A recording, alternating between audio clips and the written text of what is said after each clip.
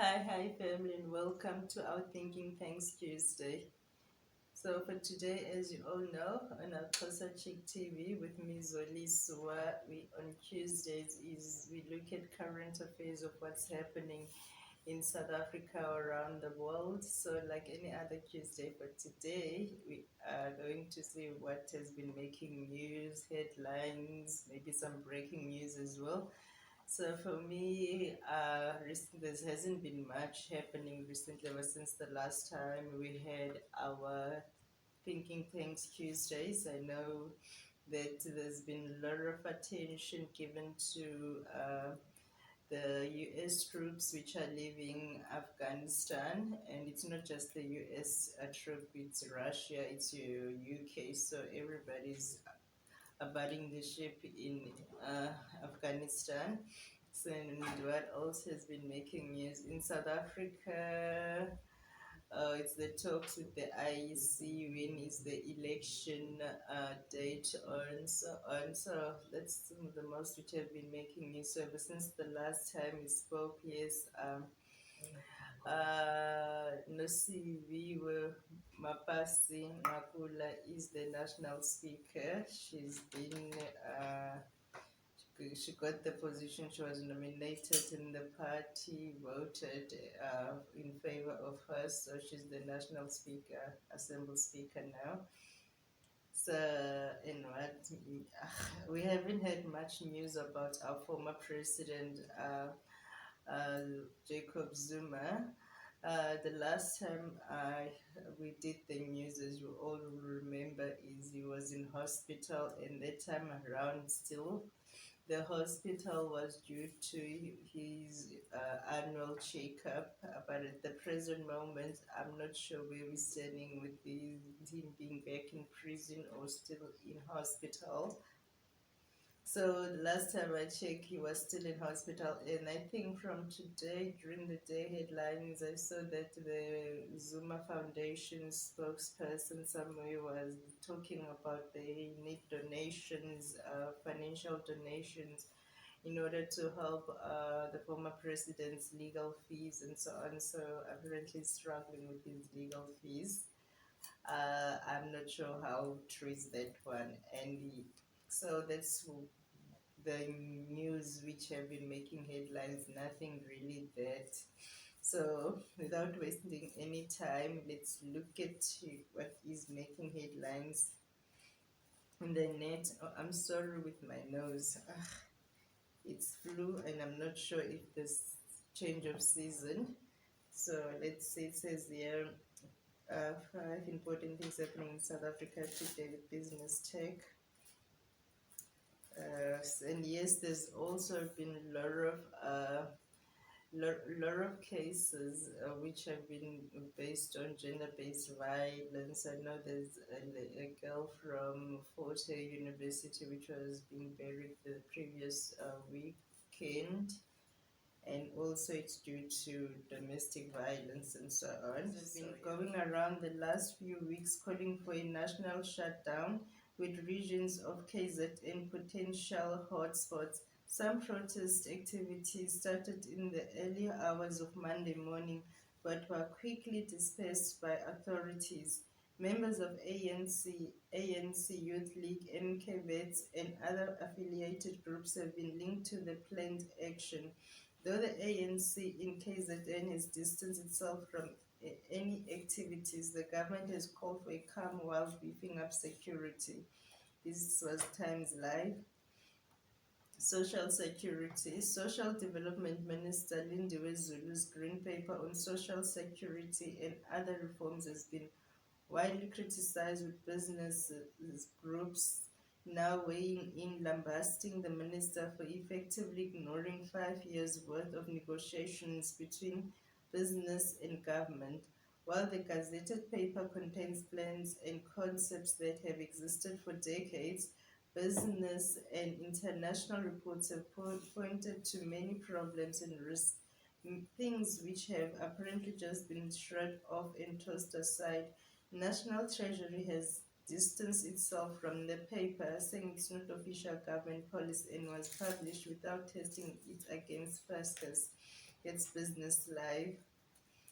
In self-serve, residents are heading back to court to fight against an order putting control of water and sewage operations back in the hands of the failed municipality.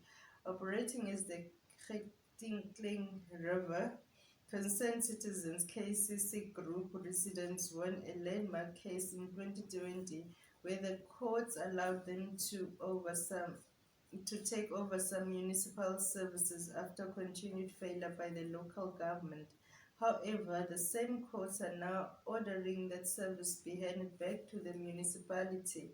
KCC raised 18 million and repaid services within days of the handover and are now appealing to the court saying that under the municipality the area will again lose service.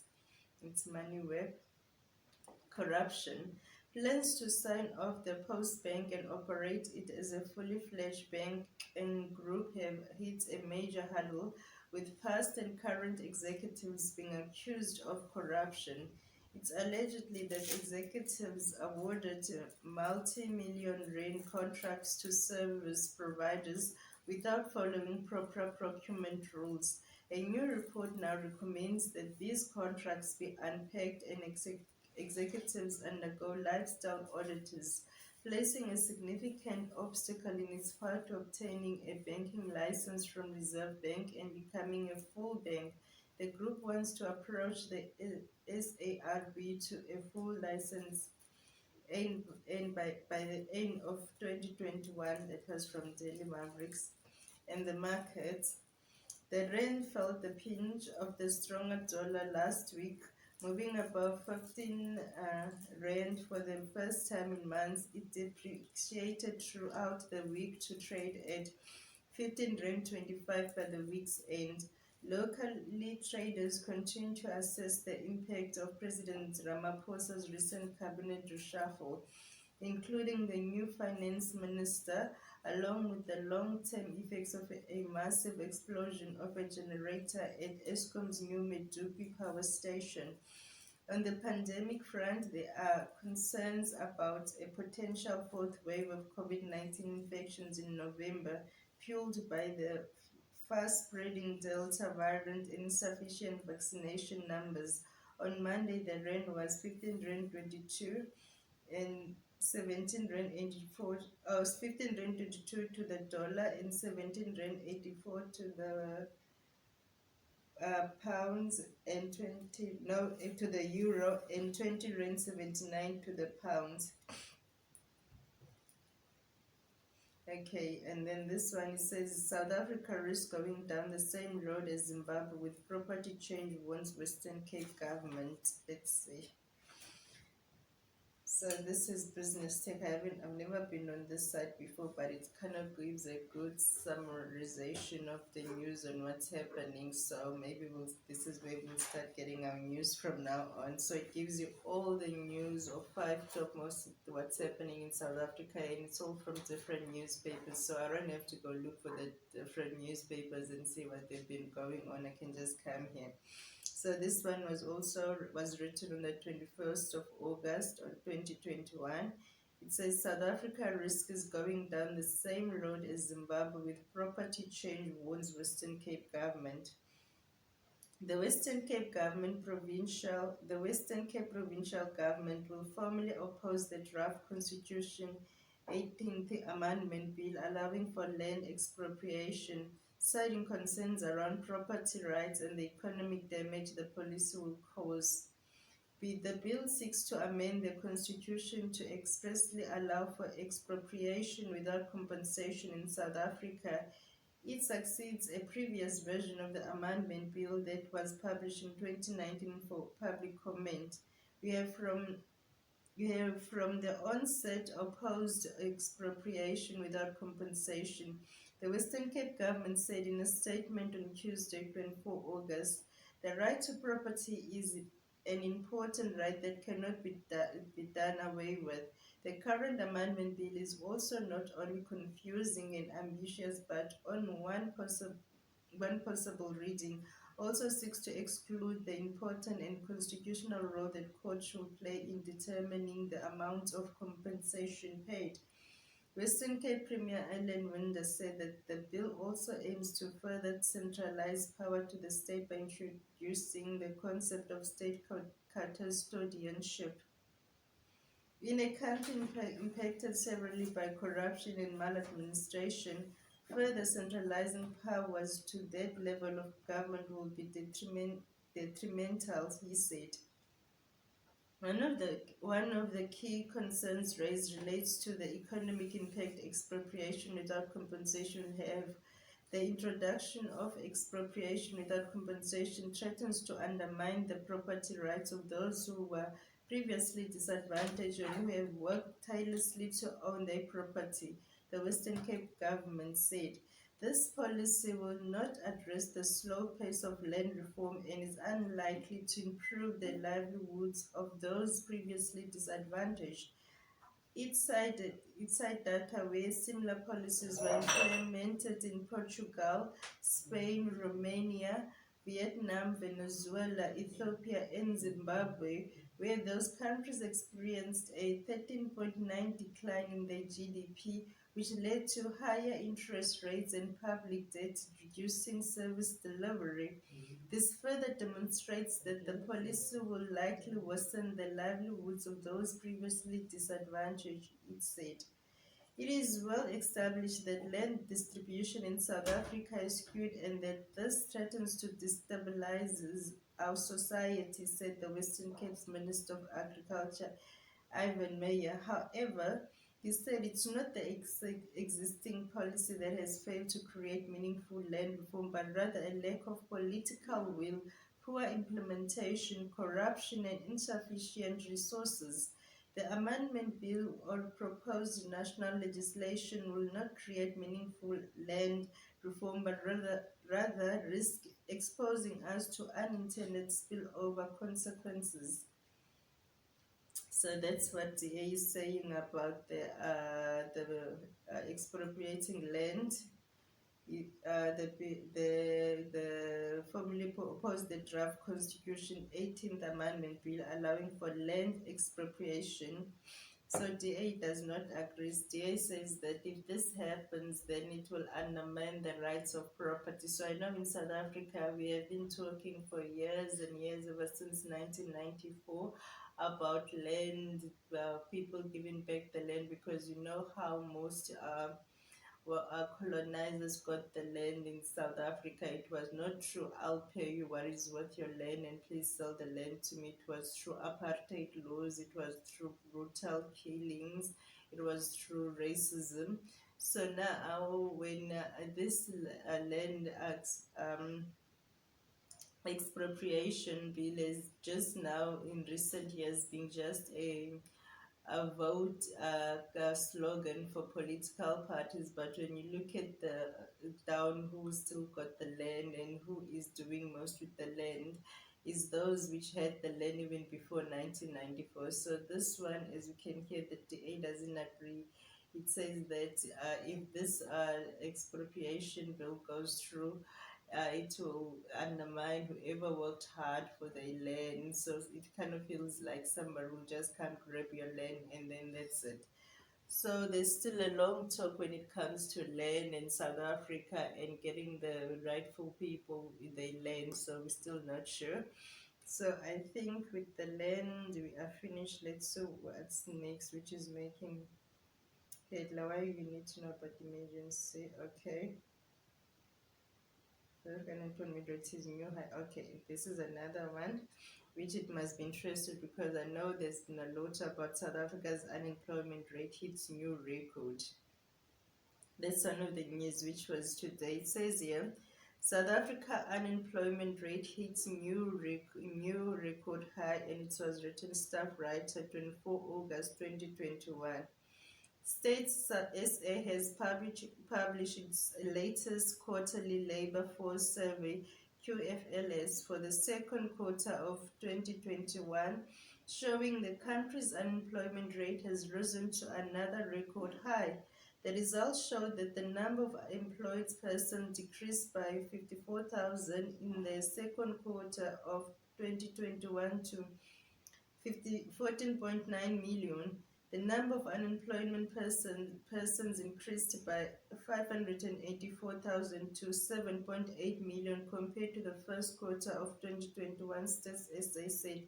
The number of discouraged work seekers increased by 186,000, 5.9%, and the number of people who were not economically active for reasons other than discouragement decreased by 571,000. 4.5 between the two quarters, resulting in a net decrease of 386,000 in the not economically active population. So this is just the PMK says. These changes resulted in the official unemployment rate increasing by 1.8 percentage points from 32.6% in the first quarter of 2021 to 34.4% in the second quarter of 2021, the highest since the start of the QLFs in 2008. The unemployment rate, according to expanded definition of unemployment, increased by 1.2 percentage points to 44.4% in quarter to 2021 compared to the first quarter of 2021, in the second quarter of 2021 compared to the first quarter of 2021. To better understand the observed large changes in the key labor market, indicators between Q1 2021 and Q2 2021 states SD said that special tabulations were done to study movements between labor markets. Oh gosh, my nose are closing. Sorry for the bad reading. Said that special tabulations were done to study movements between labor market states categories. It was observed that a large number of persons moved from the employed status and not economically active to unemployed categories between the two quarters, which resulted in an increase of 1.8 percentage points in the unemployment rate to 34.8%. However, the labor force participation rate was also higher in Q2 2021 as compared to Q1 2021 as a result of this movement increasing by 1.1 percentage points to 57.5%, states as they said. The absorption rate decreased by 0.3 of a percentage point to 37.7% in the second quarter of 2021 compared to the first quarter of 2021. So this is all about stats and how it got to be. So that's how it was. We are not really growing when it comes to our markets, and also now we can't really be growing economy with the whole COVID going on. Things happening in South Africa. No vaccine, no alcohol, says Limpopo MEC. So, and then also the other thing of, I don't know how they're gonna get it right, which I'm not sure, but this is South Africa we're talking about. There are talks of they want to start focusing on the health department wants to start encouraging people from taverns and bars and nightclubs to vaccine. So we'll see how that goes. And then this is also staff writer 24 August 2021 says, no vaccine, no alcohol, says Limpopo MEC. Limpopo Health MEC Poppy Ramathuba is holding discussions with liquor traders in the province about refusing to sell alcohol to unvaccinated customers. Ramathuba told Anchor the dialogue has begun, although she reiterated that there is no national legislation that forces people to vaccinate. It's not compulsory in our country, and that includes Limpopo. However, as a health department, we can't just fold our arms and keep complaining about vaccine hesitancy when we know we can engage the liquor industry. Ramathuba said that the liquor industry is one of the segments in segments, which is hardest to hit when a new wave of COVID 19 cases impacts the country, with the government quick to ban alcohol to help reduce the strain on hospitals. The MEC said that there is now an opportunity for South Africa to avert a fourth COVID 19 wave of infections later this year if enough.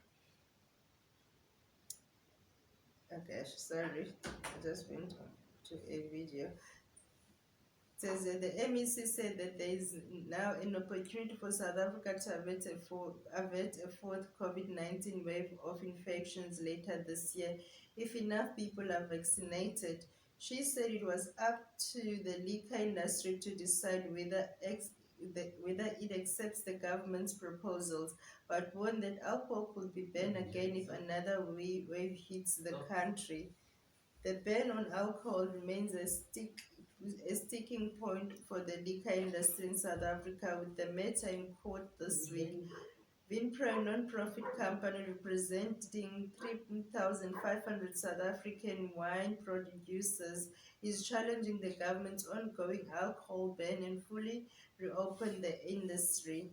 South Africa has faced complete alcohol sales bans on four separate occasions since the end of March 2020 as part of the country's lockdown restrictions.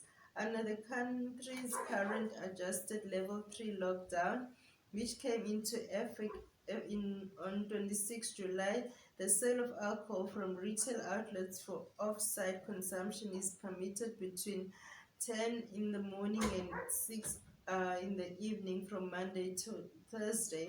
Alcohol sales on site consumption are permitted as per license conditions up to 8 o'clock in the evening. Vinpro is now contesting the approach followed by the government towards liquor ban restriction within the Disaster Management Act. The case is set for hearing in the Western Cape High Court from 23 to 26 August 2021. Since the start of this pandemic, we have argued that the provinces, not the national government, should decide whether or not to impose liquor restrictions and should do so with reference to provincial circumstances, including the need to preserve capacity in trauma units in hospitals in the province, said Vinpro Managing Director Rico Basson.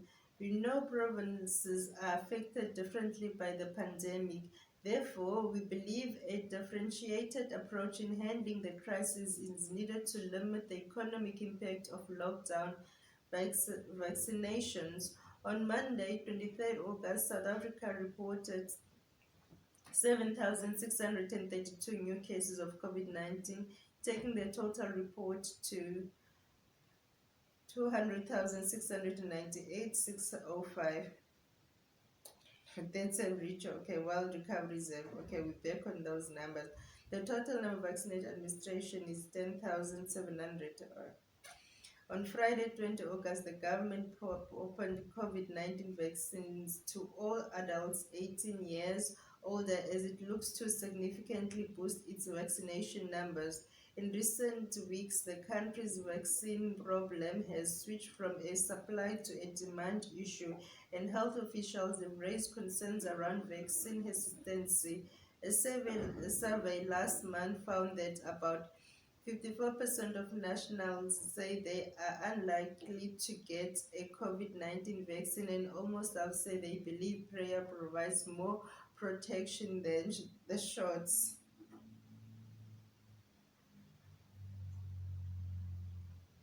So that's what we also had. Okay, from now, let's just look on the latest. For international, we're going to look on what's happening with Afghanistan.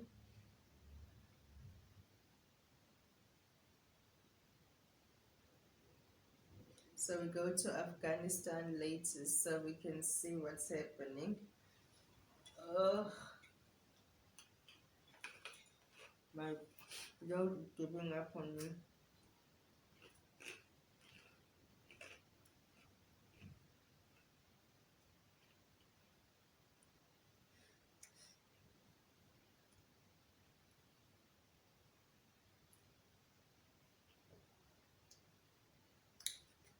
Okay, I've got Afghanistan Taliban crisis. Uh, mm, Taliban spokesperson says U.S. must complete evacuations from Afghanistan by August 31st. And this was written 14 minutes ago. Tal- Taliban spokesperson calls on U.S. not to encourage Afghan people to leave their homeland. That's one new update, and let's see what we found. There goes my dog again. And then,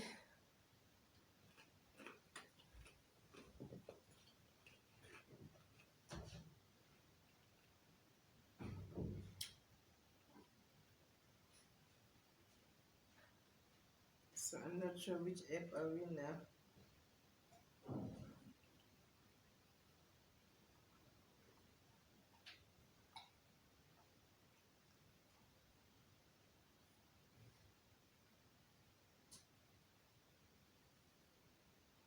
Okay, this looks like somebody's blog because this one is just people reporting what's happening to them. Okay, let's try to see if we can find actual news. So this looks like somebody's blog inside.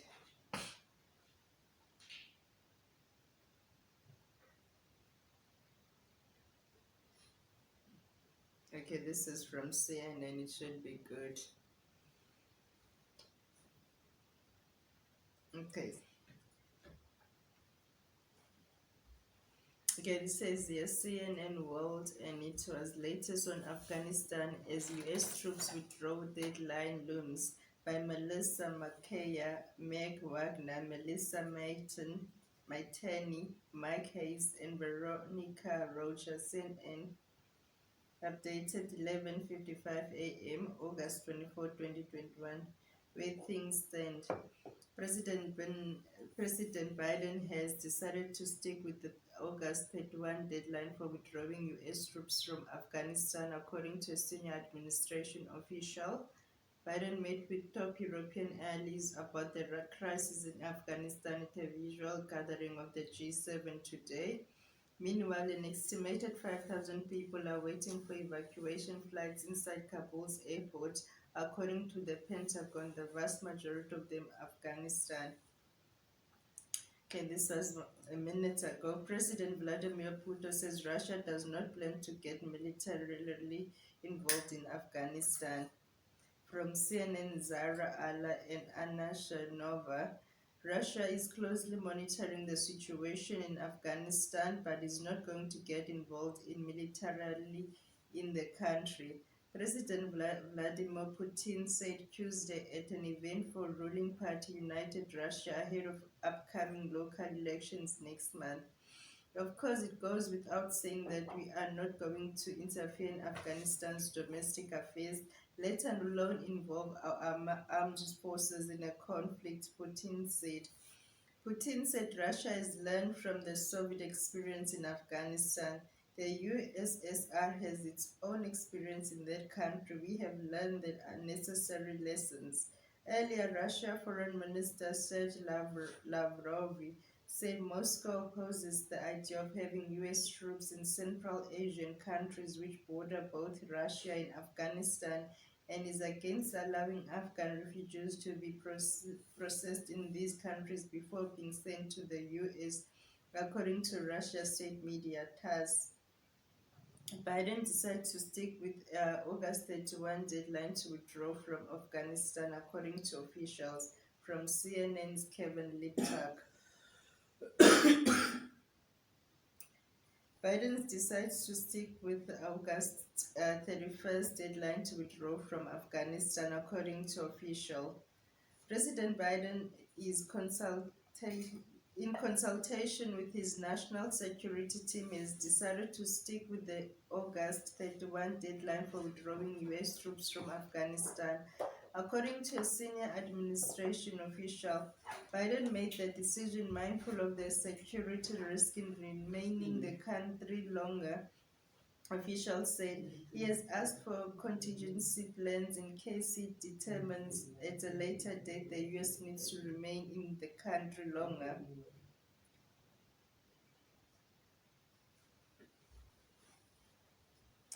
Okay, 12. Pentagon acknowledges terrible conditions at Qatar base holding Afghan evacuees, says they are improving. The Pentagon acknowledged what had been some terrible conditions at the Al base in Qatar, where the U.S. military has temporarily stationed thousands of evacuees from Afghanistan in the process of relocating people evacuating the country.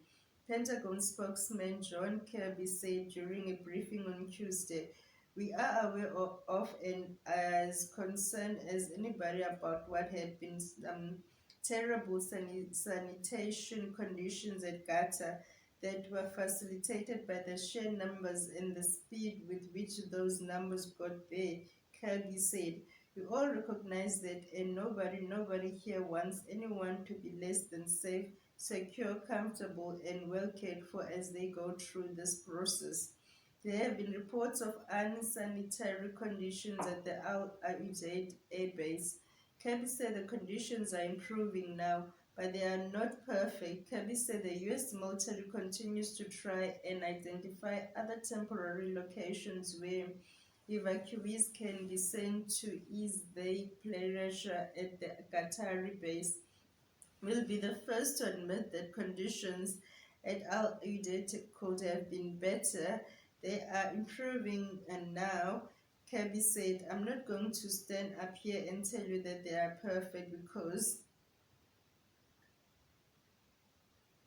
they are not, because evacuees continue to flow into Gaza and there's a lot on the ground right now. And as the general said, we are working to clear out that population so we can ease the pressure there and continue to move these people along the way to their new lives." An 8-hour pause in U.S. military evacuation flights occurred Friday because the Al Udeid base had reached capacity. The U.S. military determined more locations for evacuees to be sent temporarily in the process of relocating them, including Ramstein Air Base in Germany, locations in Italy, Spain, and Bahrain, Kirby said. And then about 5,000 people waiting to get flights at Kabul airport, Pentagon says, from CNN's Michael Conter. The Pentagon announced that there are little but about 5,000 people in the airport in Kabul waiting to get on flights. This is a significant improvement of the speed of processing and evacuation flights. According to Army Major General William Hank Taylor, Joint Staff Deputy Director for Regional Operations, they are going through the processing, continuing to be manifested and ready to fly. Taylor said that gates at the airport are still open as well. Pentagon Press Secretary John Kirby said that there are about 5 to 600 Afghan security forces that are helping with the evacuation and will themselves be evacuated by the U.S. forces if they want to leave.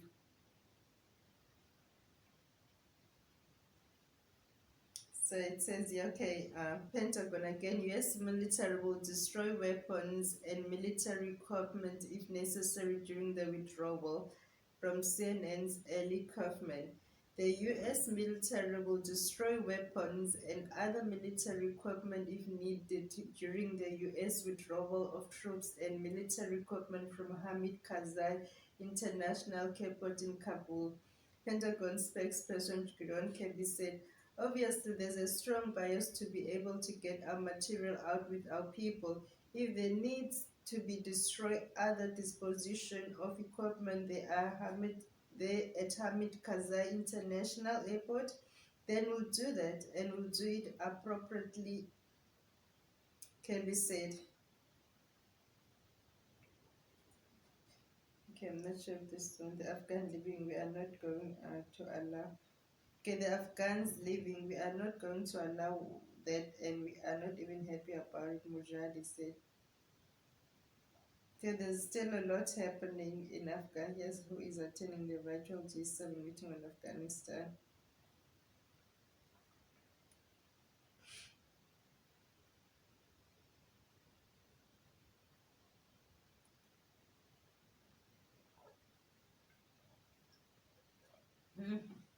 I think for today, family, that's all we're gonna do. We're not gonna do much. It's already started getting dark, and my video is a bit dark now. So for today, that's all we're doing. It's been great. It's been wonderful. There's still a lot happening in Afghanistan.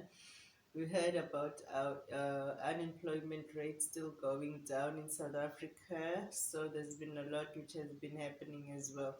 So, and also our COVID case numbers, which today we just messed them up because I'm not feeling well today. My nose are blocked and it just gets worse when I talk. So for today, family, that's all we have with our current affairs. Hopefully next week we'll do a better job than today. So that's all for today, and bye.